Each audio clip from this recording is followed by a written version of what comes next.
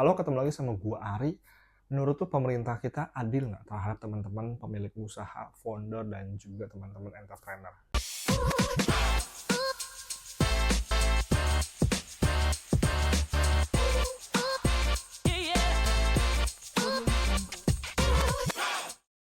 Guys, saat-saat ini gue banyak menemukan video dan juga konten-konten yang berseliweran terkait dengan pemerintahan. Karena memang kondisi saat ini sedang ada, ketika video ini dibuat ya, ada momentum mendekati pergantian atau transisi pemerintahan.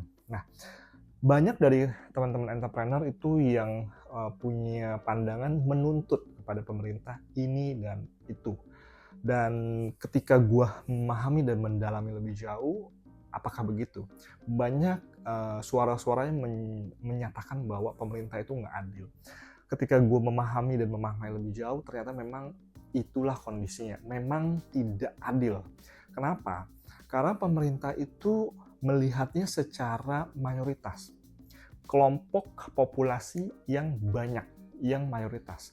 Tidak bisa diberikan sebuah solusi itu secara individu karena populasi kita banyak dan kebutuhan kita kompleks. Sulit untuk bisa memberikan sebuah solusi itu yang kompleks, custom satu demi satu, karena kebutuhan lu sama gua itu beda, maunya kita juga beda, apalagi satu Indonesia maunya beda.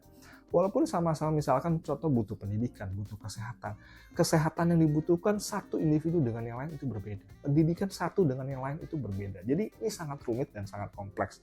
That's why pemerintah pasti akan melihat dari sudut pandang secara populasi mayoritas. Nggak bisa tuh perkecil-kecil, tapi dilihat apa kebijakan, apa solusi yang kalau diberikan atau dilakukan, diterapkan, itu berdampak kepada mayoritas orang, penduduk, atau berimpact kepada banyaklah orang yang ada.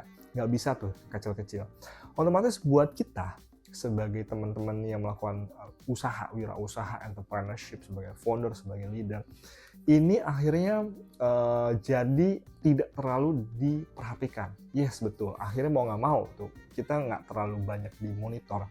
Ini terlihat dalam banyak hal apa yang kita lakukan.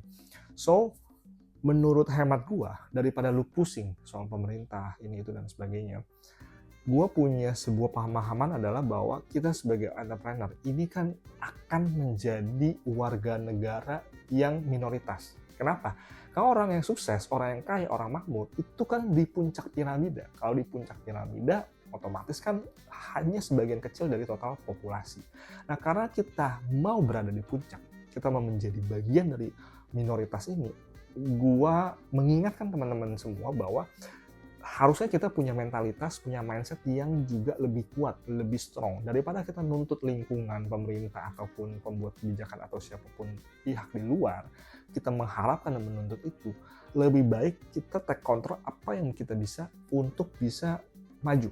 Entah dalam financial, dalam jualan, dalam mengembangkan bisnis, ide, inovasi, dalam memberikan sebuah offering, solusi, kita kerjain fokus di situ aja. Urusan yang lain-lain soal legalitas, administrasi, soal perpajakan, soal bagaimana prosedural, mekanisme, ya udahlah itu kalau kita nggak bisa kontrol, telan aja. Karena mau nggak mau, segala sesuatunya memang nggak adil.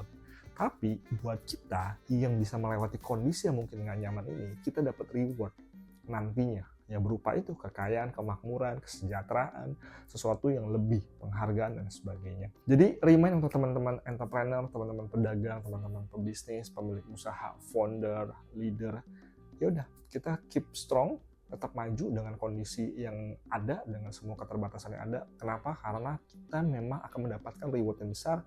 Ya udah, kita harus punya power, kekuatan, mindset, dan kita harus punya sebuah dorongan yang di atas daripada masyarakat pada umumnya. Karena itulah calling life kita. Kalau enggak, lu nggak mungkin melakukan perjalanan entrepreneur ini kan.